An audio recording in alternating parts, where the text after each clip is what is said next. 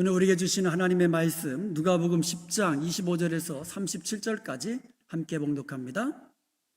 어떤 율법 교사가 일어나 예수를 시험하여 이르되 선생님, 내가 무엇을 하여야 영생을 얻으리이까? 예수께서 이르시되 율법에 무엇이라 기록되었으며 네가 어떻게 읽느냐? 대답하여 이르되 내 마음을 다하며 목숨을 다하며 힘을 다하며 뜻을 다하여 주 너희 하나님을 사랑하고 또한 내 이웃을 내 자신같이 사랑하라 하였나이다. 예수께서 이르시되 내 대답이 옳도다. 이를 행하라. 그러면 살리라 하시니 그 사람이 자기를 옳게 보이려고 예수께 여짜오되 그러면 내 이웃이 누구니이까? 예수께서 대답하여 이르시되 어떤 사람이 예루살렘에서 여리고로 내려가다가 강도를 만나매 강도들이 그 옷을 벗기고 때려 거의 죽은 것을 버리고 갔더니 마침 한 제사장이 그 길로 내려가다가 그를 보고 피하여 지나가고 또 이와 같이 한 레위인도 그곳에 이르러 그를 보고 피하여 지나가되 어떤 사마리아 사람은 여행하는 중 거기 이르러 그를 보고 불쌍히 여겨 가까이 가서 기름과 포도주를 그 상처에 붓고 싸매고 자기 짐승에 태워 주막으로 데리고 가서 돌보아 주니라. 그 이튿날 그가 주막 주인에게 데나리온 2를 내어주며 이르되 이 사람을 돌보아 주라. 비용이 더 들면 내가 돌아올 때에 갚으리라 하였으니 내 생각에는 이 3사람 중에 누가 강도 만난 자의 이웃이 되겠느냐? 이르되 자비를 베푼 자니이다. 예수께서 이르시되 가서 너도 이와 같이 하라 하시니라. 아멘. 오늘 본문에는요, 우리가 잘 알고 있는 선한 사마리아인의 비유가 나옵니다. 사람들은 이 비유에서 강도를 만나 죽어가는 사람에게 누가 선한 이웃인가를 찾고 있습니다. 사람들은 그렇게 찾아요. 강도 만난 자의 이웃은 누굽니까? 이것이 보통 사람들의 생각이고 질문입니다.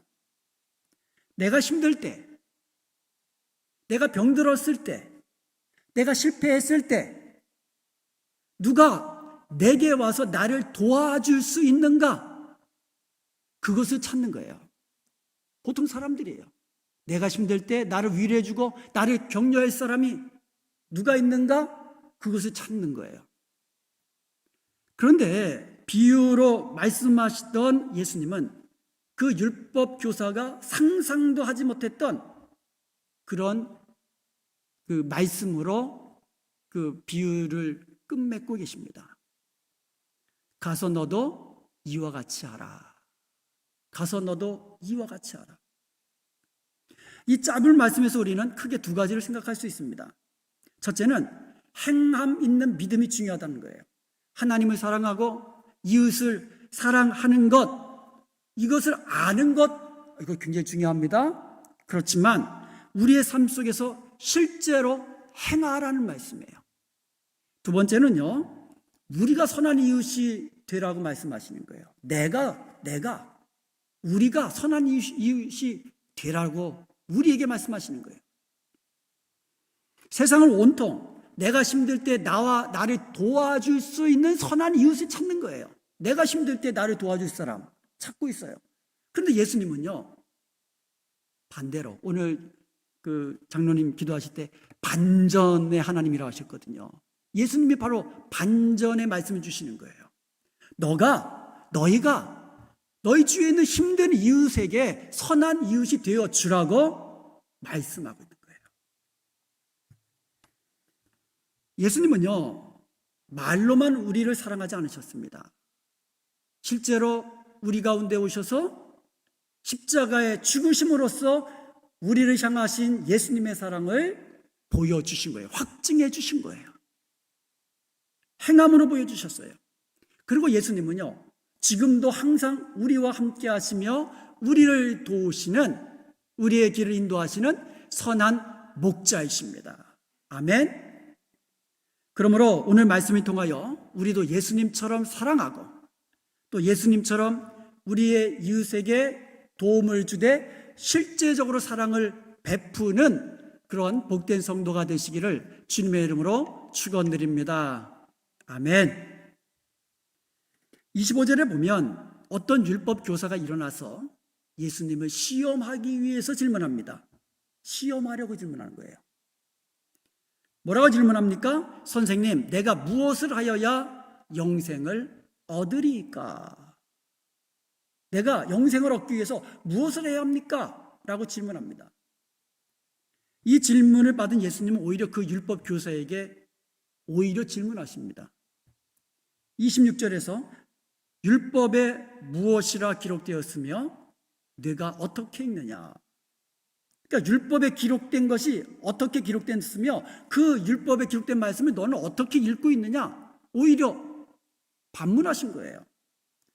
그러자 그 율법 교사가 대답을 합니다. 27절에 내 마음을 다하며 목숨을 다하며 힘을 다하며 뜻을 다하여 주 너희 하나님을 사랑하고 또한 내 이웃을 내 자신같이 사랑하라 하셨나이다. 이렇게 대답했어요. 정통 유대인들은요, 그 이마나 그 손목에 작은 상자 하나를 차고 다니잖아요.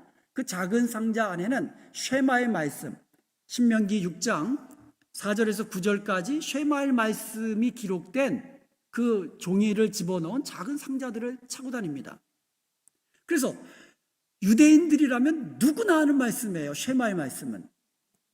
그 중에서 신명기 6장 5절 말씀, 누구나 다 아는 말씀을 가지고 대답을 했어요. 율법교사는요. 거기다가 레위기 19장 18절의 말씀을 인용해서 또 대답을 한 거예요. 레위기 19장 18절에 보면 내 이웃 사랑하기를 내 자신과 같이 사랑하라. 나는 여호와이니라 말씀하고 있어요. 그러니까 하나님을 사랑하라. 신명기 6장 5절의 말씀, 그리고 레위기 19장 18절의 말씀, 내 이웃을 내 몸과 같이 사랑하라. 이것을 더하여서 예수님께 대답한 거예요. 율법 교사는 과연 율법에 정통한 사람이었어요. 그거 우리가 인정해야만 합니다. 예수님께서 그 율법의 완성은 이 사랑이라고 예수님은 사랑 계명을 우리에게 주셨어요. 예수님이 우리에게 주신 사랑 계명, 가장 큰 계명은 사랑의 이중 계명이에요. 하나님을 사랑하고 내 이웃을 사랑하라. 그러니까 이 율법 교사는 정말 예수님이 말씀하시는 계명의 핵심 진리를 꿰뚫고 있었던 거예요. 그러자 예수님은 28절에 네 대답이 옳도다 인정해 주셨어요. 그리고 나서 한 말씀을 더해 주셨어요. 이를 행하라. 그러면 살리라. 너가 참 잘 알고 있구나. 율법의 말씀, 하나님을 사랑하고 이웃을 사랑하라는 것이 율법의 핵심이라는 사실을 네가 잘 알고 있구나. 옳도다. 그러나 이를 행하라. 그러면 살리라. 행하라는 거야, 행하라. 하나님을 사랑하는 것, 말로만 사랑한다고 하지 말고 행함으로, 행실로, 실제적인 삶 속에서 내가 하나님을 사랑한다는 사실을 확증해 보이라는 말씀이에요. 말로만 사랑하는 것이 아니라 마음을 다하여서, 우리의 목숨을 다하여서, 우리의 뜻을 다하여서, 우리의 정성을 다하여서 주 우리 하나님 여호와를 그렇게 사랑하라는 거예요. 그리고 그렇게 사랑하는 것을 보이라는 거예요, 행함으로. 우리가 이웃을 사랑해야 한다는 것 누구나 다 알고 있죠. 누구나 다 알고 있습니다. 그러나 말로만 이웃을 사랑하는 것이 아니라 나 자신처럼 사랑하라는 거예요. 예수님께서 우리를 사랑하신 것처럼, 예수님께서 우리를 사랑하셔서 십자가에 죽으신 것처럼 그렇게 우리도 우리의 이웃을 사랑하라고 말씀하시는 거예요. 요한복음 14장 21절에 보면 나의 계명을 지키는 자라야 나를 사랑하는 자니. 예수님 말씀이에요. 나의 계명을 지키는 자가 나를 사랑하는 자다. 말로 예수님 사랑합니다. 그거 아니고 내 계명을 지키는 자가 나를 사랑하는 자다. 그러시면서 요한복음 15장 12절에 내 계명은 곧 내가 너희를 사랑한 것 같이 너희도 서로 사랑하는 이것이니라. 이 말씀 속에서 하나님 사랑과 이웃 사랑이 서로 떨어져 있는 것이 아니라 하나라는 것을 우리가 알 수가 있어요. 하나님 사랑한다고 말하면서 이웃 사랑하지 않는 것, 이것은 어불성설이라는 거예요. 예수님의 계명을 지키는 자가 예수님을 사랑하는 자인데, 예수님의 계명은 다른 것이 아니라 이웃을 예수님이 우리를 사랑하신 것 같이 사랑하는 이것이라는 거죠. 그러니까 우리가 우리의 이웃을 사랑하면 그것이 곧 예수님 사랑이라고 말씀하고 있는 거예요. 우리의 믿음은요, 우리의 사랑의 이중 계명, 우리가 사랑의 이중 계명을 지키는 것으로 확증된다는 거예요. 여러분, 예수님 믿으십니까? 아멘? 근데 그 믿음은 보이지가 않아요. 우리 안에 있는 이 믿음 보이지가 않는데, 이 믿음을 확증해 볼 수가 있는데, 그것이 바로 사랑의 이중 계명을 지키는 것이라는 거예요. 우리가 사랑의 이중 계명을 지킬 때 우리에게 믿음이 있음이 확증되는 거예요. 그러므로 예수님을 믿는 우리의 믿음, 사랑의 계명을 지킴으로써 확증하는 저와 여러분 되시기를 주님의 이름으로 축복합니다. 아멘. 오늘 본문 29절에 보면 그 율법 교사는 두 번째 질문합니다. 29절에 그 사람이 자기를 옳게 보이려고 예수께 여짜오되 그러면 내 이웃이 누구니까? 여러분, 첫 번째 예수님께 질문한 그 동기는 뭐였어요? 예수님을 시험하려고. 그런데 두 번째 질문은 자기를 옳게 보이려고 질문한 거예요. 그러니까 이 율법 교사가 예수님께 질문한 것은 진짜로 영생에 대한 그 간절함이 있어서 한 게 아니에요. 예수님 시험하려고 한 거예요. 그리고 누가 내 이웃입니까? 라고 질문한 것도 자기를 옳게 보이려는 불순한 동기에서 질문한 거예요. 왜 그러냐면 사실 유대인들에게 있어서 이웃은 유대인뿐이 없어요. 그러니까 내가 유대인이면 내 이웃은 누굽니까? 물어볼 필요도 없어요. 내 이웃은 누구예요? 유대인들에게 다른 유대인들만이 내 이웃이에요. 그러니까 유대인들이 아닌 모든 사람들은, 다른 사람들은 뭐예요? 이방인이에요. 이방인. 유대인들이 이방인들을 어떻게 취급합니까? 사람 취급 안 하는 거예요. 상종치 못할 존재로 여기잖아요. 유대인들은요, 그 이방인들을 볼 때 하나님께서 지옥불에 땔감, 불쏘시개 같은 존재, 하나님께서 보시기에 지옥불을 떼는데 필요한 땔감으로 쓰시는 그런 존재, 그렇게 생각했단 말이에요. 유대인들은 심하게 말하면. 그런데 이 율법교사는 예수님께 그러면 내 이웃은 누굽니까? 자기를 옳게 보이려고 그렇게 질문한 거예요. 그러자 예수님은요, 여기에 대해 직접적으로 대답 안 하시고 우리가 잘 알고 있는 선한 사마리아인의 비유를 말씀해 주셨어요. 선한 사마리아인의 비유에는 예루살렘과 여리고라는 지명이 나옵니다. 여리고는요, 예루살렘 북동쪽으로 한 36km 떨어진 곳이에요. 그런데요, 여리고는요, 지중해 바다잖아요. 지중해보다도 약 250m 더 아래에 있어요. 그러니까 바다보다도 더 밑에 있는, 그것도 250m, 아주 특이한 그러한 이 곳이에요. 반면에 예루살렘은요, 해발 750m 이상 되는 곳에 자리한 아주 고지대에 있는 산지 지역이에요. 그러니까 750m에서 해수면 250m까지 내려가면 그 고도차가 몇 미터가 되는 거예요? 1000m가 되는 거예요. 1000m인데 거리는 36km 정도. 그러니까 예루살렘에서 여리고까지 내려가는 길은 그냥 계속 내려가는 거예요. 계속 내려가는 거예요.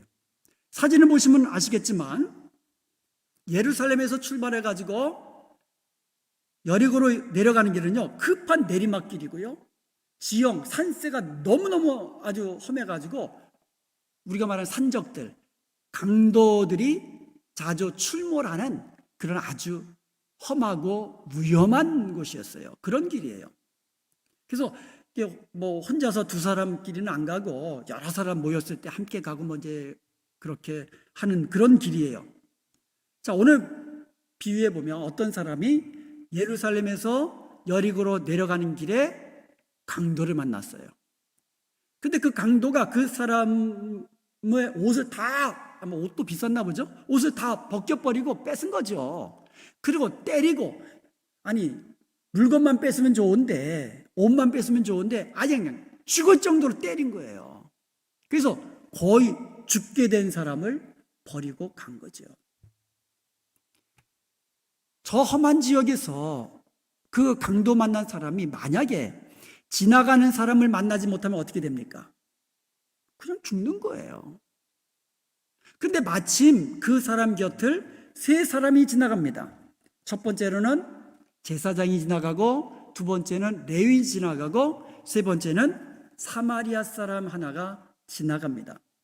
그런데 제사장과 레위는요, 그 쓰러진 강도 만난 사람, 피 흘려서 죽어가는 사람을 보고는 그냥 피해서 지나가 버렸어요. 제사장과 레위인, 어떻게 보면 하나님의 말씀을 더 지켜야 하는 그들이 못 본 척 지나갔어요. 왜 그랬을까요? 그걸 저도 모르죠. 그렇지만 제가 생각하기에는 어떤 종교적인 이유가 아니었을까 이렇게 생각을 합니다. 민수기 19장 11절에서 13절까지 보면 사람의 시체를 만진 자는 일해 동안 부정하니라 그랬거든요. 일주일 동안 부정한 거예요. 그러니까 내가 사람의 시신을 만나면 일주일 동안 나는 부정한 사람이 되는 거예요. 그래서 12절에 보면 그는 셋째 날과 일곱째 날에 잿물로 자신을 정결하게 할 것이라. 우리가 제사를 드리면 그 동물을 태운 재가 있잖아요. 그 재를 이제 물에 타면 그것이 이제 정결케 하는 이제 물이 되거든요. 근데 그것을 셋째 날과 일곱째 날 그것을 가지고 정결케 해야 돼요. 그래야 정결케 되는 거예요. 그러니까 일주일이 지나면 자동적으로 정결케 되는 게 아니라 그 정결케 하는 그 물을 가지고 씻어야만, 그것도 셋째 날과 일곱째 날에 씻어야만 정결케 되는 거예요. 13절에 보면 누구든지 죽은 사람의 시체를 만지고 자신을 정결하지 아니한 자는 여호와의 성막을 더럽힘이라. 그러니까 제사장과 레위는 어떤 사람입니까? 하나님의 성막, 하나님의 성전에서 하나님께 봉사하는 자들 아닙니까?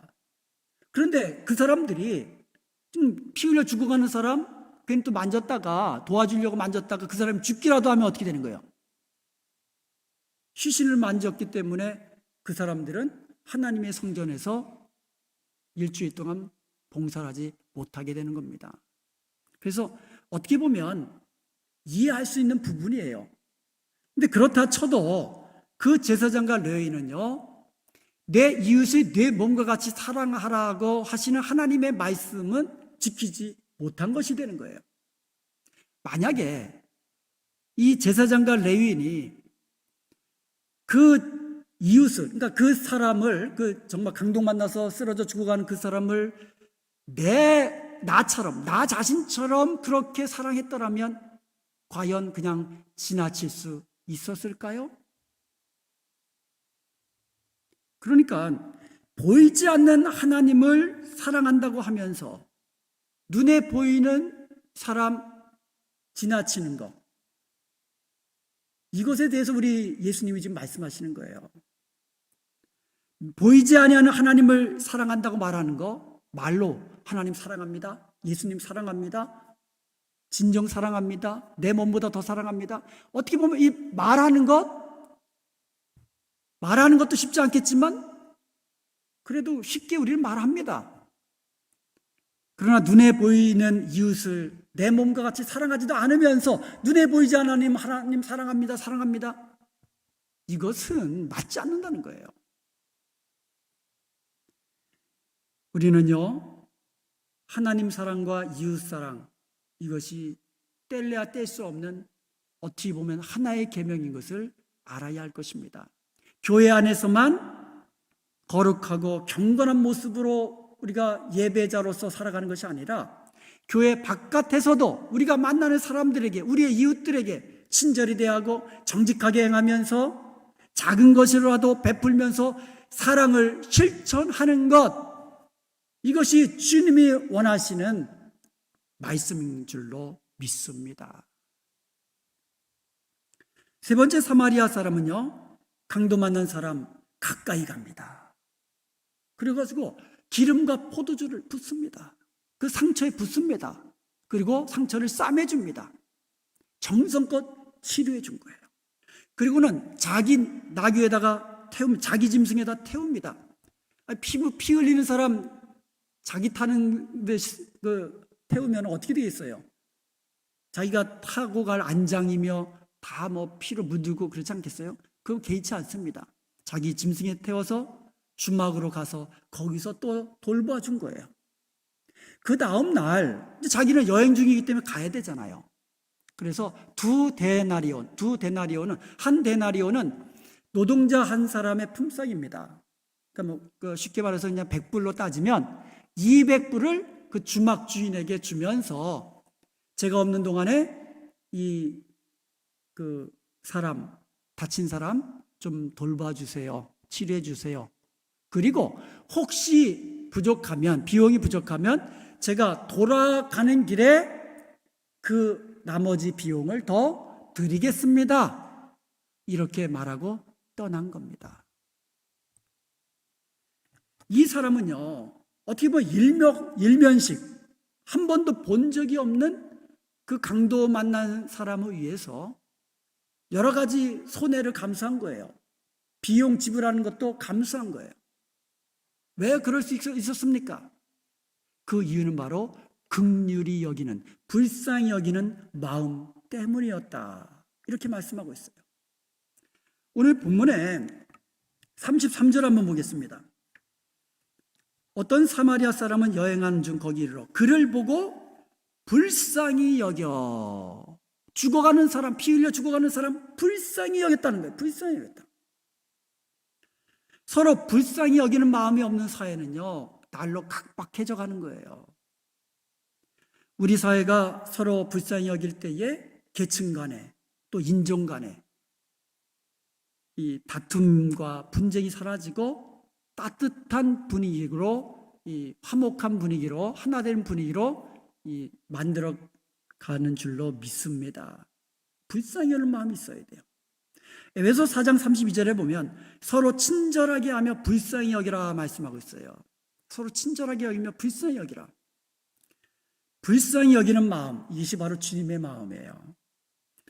마가복음 9장 35절과 36절에 보면 예수께서 모든 도시와 마을에 두루 다니사 그들의 회당에서 가르치시며 천국 복음을 전파하시며 모든 병과 모든 약한 것을 고치시니 무리를 보시고 불쌍히 여기시니 이는 그들이 목자 없는 양과 같이 고생하며 기진함이라.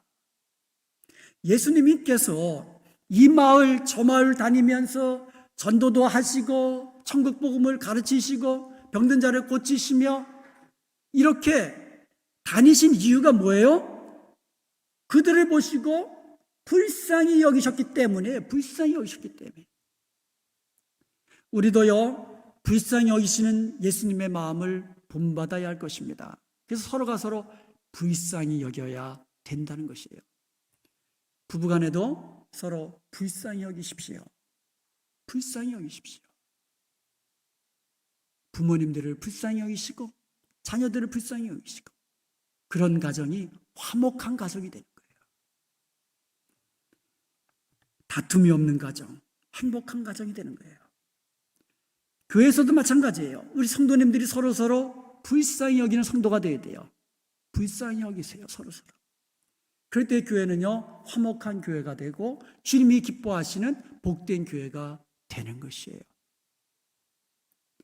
예수님은요, 이렇게 선한 사마리아인의 비유를 마치시고 다시 그 율법 교사에게 물으셨습니다. 36절입니다. 내 생각에는 이 세 사람 중에서 누가 강도 만난 자의 이웃이 되겠느냐? 그렇게 질문하셨어요. 이 예수님의 질문은요, 율법 교사가 생각지도 못했던 그러한 놀라운 반전을 가져다 주는 질문이었어요. 자, 율법 교사의 질문이 뭐였어요? 누가 내 이웃입니까? 누가 내 이웃입니까? 예수님의 질문은 무엇이었어요? 누가 그 강도 만난 사람의 이웃이 되겠느냐? 율법 교사의 질문은 누구 중심이에요? 내 중심이에요. 나 중심이에요. 반대로 예수님의 그 질문은 누구를 중심하고 있는 거예요?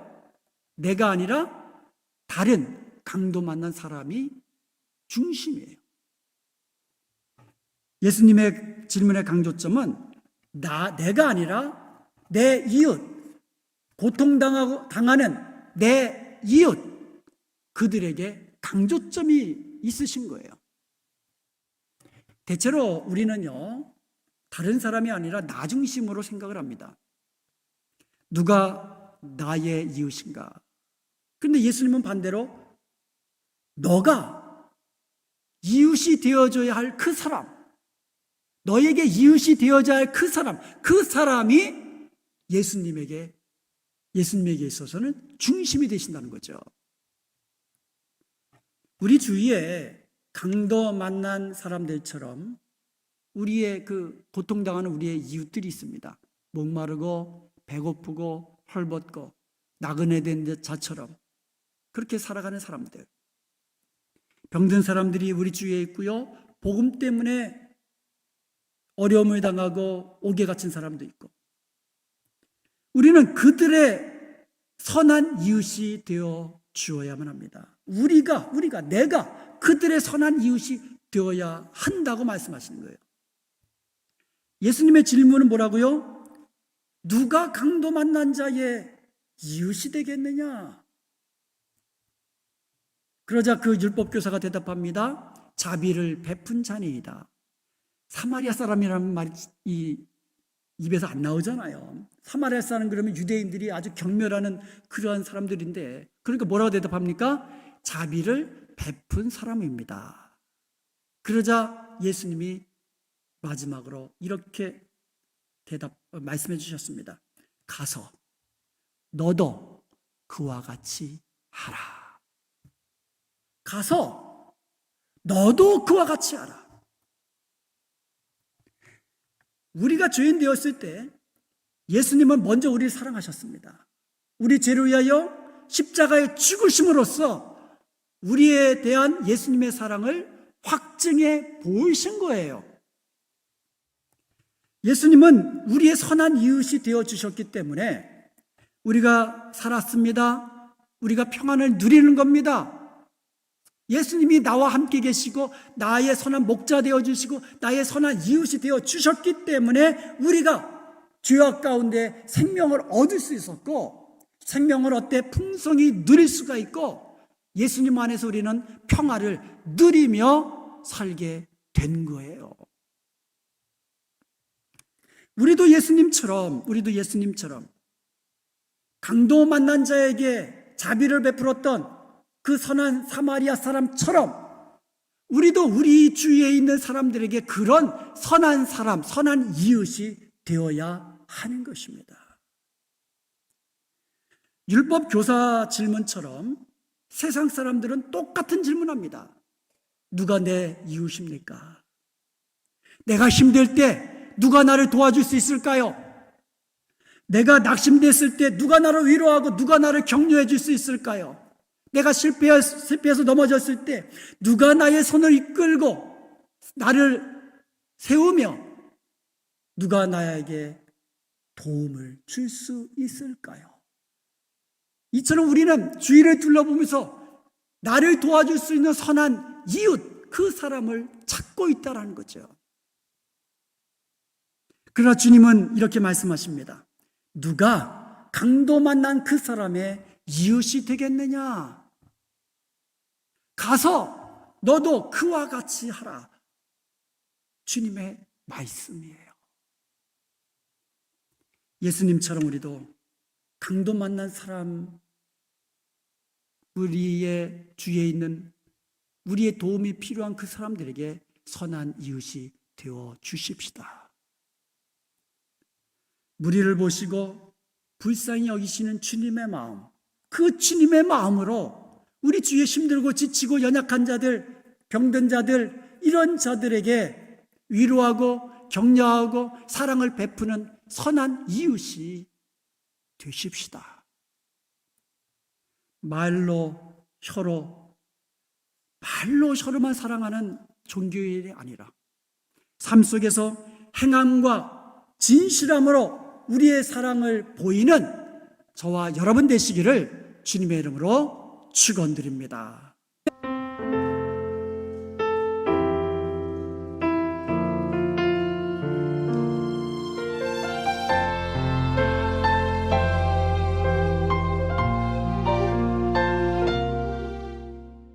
넘치도록 풍성이 얻게 되는 것입니다. 그리하여서 여러분 하나님 주신 복을 풍성히 누리는 복된 성도가 되시고 여러분의 자녀 또한 복된 자녀가 되고 여러분의 가정 또한 복된 가정이 되고 우리 은혜합평강 교회 또한 복된 교회가 되기를 주님의 이름으로 축원드립니다.